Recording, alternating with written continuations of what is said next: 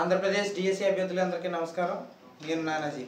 Account నెంబర్లో ఇవ్వడం జరిగింది. ఎందుకంటే మనకి సమయం తక్కువగా ఉంది. ఇవాళ రేపు అంటే 6వ తారీఖు సాయంత్రం 8 గంటల లోపు ట్రాన్సాక్షన్స్ మనం అనుకున్న టార్గెట్ని రీచ్ అయితే కనుక మనం ముందుకెళ్ళడానికి అవకాశం ఉంటుంది.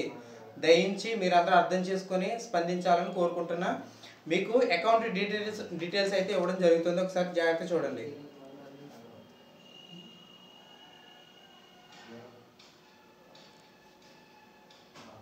ఓకే, ఒకవేళ మనకి ఈ ఎస్బీఐ అకౌంట్ ఇవ్వడం దీనివల్ల మీకు ఇబ్బంది అవుతుంది అనుకుంటే కొంతమంది గూగుల్ పే, ఫోన్పే, టెజ్ అని అడుగుతున్నారు.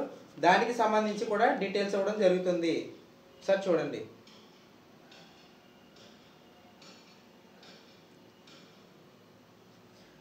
మీరు సానుకూలంగా స్పందించి రేపు మనం అనుకున్నట్టుగా రేపు సాయంత్రం 8 గంటలకు లోపు అంటే 6వ తారీఖు సాయంత్రం 8 గంటల లోపు అనుకున్నట్టుగా ట్రాన్సాక్షన్ జరిగితే మరి లేట్ అవ్వకుండా మేము సుప్రీంకోర్టులో దాఖలు చేయడానికి వీలు ఉంటుంది. లేదు అనుకుంటే ఇక మీ ఇష్టం, ఇంకా చివరి ఆశలు వదిలేసుకునే అవకాశం మరి మీరు స్పందించే విధానాన్ని బట్టి ఉంటుంది. ఓకే, ఇంకో విషయం ఏంటంటే నేను ఎందుకు 6వ తారీఖు సాయంత్రం 8 గంటలు అని చెప్తున్నానంటే ఈ లోపల మనీ వచ్చింది అనుకోండి, మన కేసు ఫైల్ అవడానికి 3 డేస్ టైం పట్టినా, హీరింగ్కి రావడానికి 2 డేస్ టైం పట్టినా మనకి ఏ విధంగా అయినా సరే ప్రాసెస్ అంతా 12వ తారీఖు లోపు కంప్లీట్ అవుద్ది. మనం 6వ తారీఖు సాయంత్రం 8 లోపు మనం ట్రాన్సాక్షన్స్ అన్ని కంప్లీట్ చేయగలిగితే ఓకేనా.